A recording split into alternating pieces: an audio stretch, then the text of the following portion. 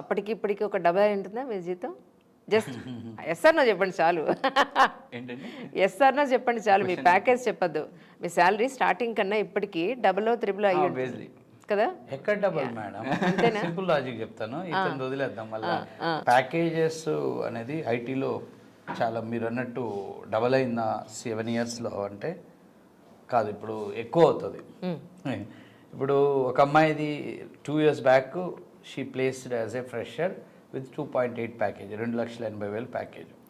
First 1 year అయినాక ఆమె company మారింది. జనరల్గా స్టూడెంట్ ఎలా అంటే మినిమం 2 to 3 years ఒక కంపెనీలో పనిచేయడం అనేది మంచిది, మేము సజెస్ట్ చేస్తాం.